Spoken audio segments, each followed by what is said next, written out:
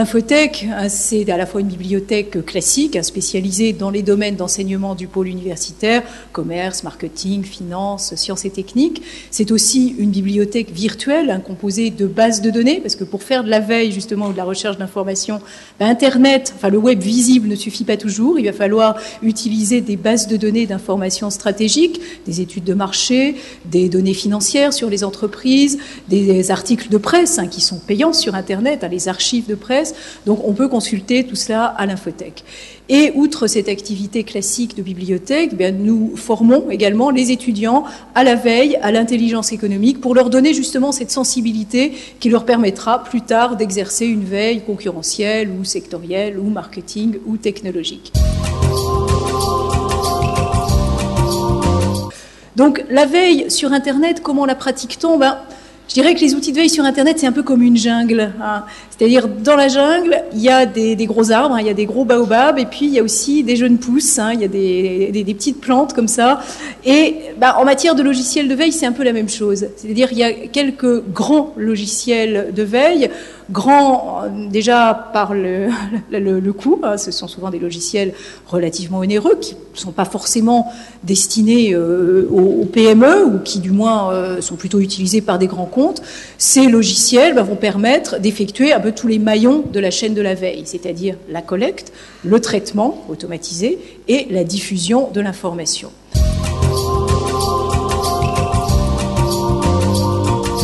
En dehors de ces logiciels, on peut aussi faire de la veille. L'une des tendances qui a été justement notée au cours de ce salon, c'est la démocratisation des outils et des méthodes de veille.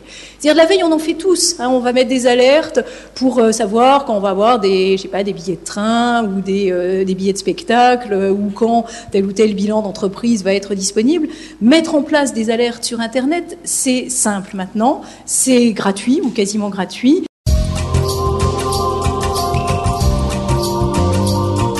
On peut citer, il y a un système qui est tout simple, qui s'appelle Google Alert, google.fr/alerts, qui permet justement de mettre en place des veilles thématiques sur un ou plusieurs mots-clés, sur un nom d'entreprise, sur un nom de personne. La veille aussi, c'est aussi un suivi de personnes. Les réseaux sociaux, les Facebook et autres ont aussi beaucoup apporté un élément humain à cette recherche d'information.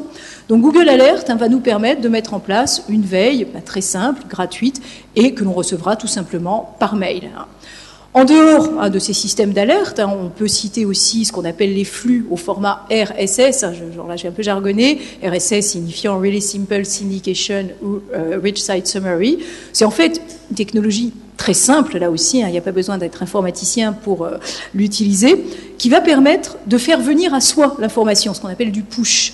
C'est-à-dire, au lieu d'aller chercher l'information via des moteurs type Google ou les autres, l'information va être poussée vers l'utilisateur. On peut s'abonner, par exemple, au flux du journal Le Monde ou de telle entreprise ou de tel organisme. De plus en plus de sites diffusent maintenant leur actualité sous forme de flux.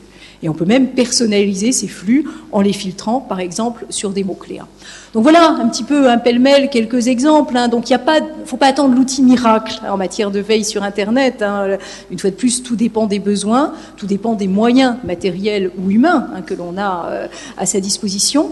Et on a donc plusieurs gammes d'outils, du plus onéreux et du plus sophistiqué, d'outils sémantiques extrêmement sophistiqués, jusqu'à des outils très simples, comme par exemple les flux RSS.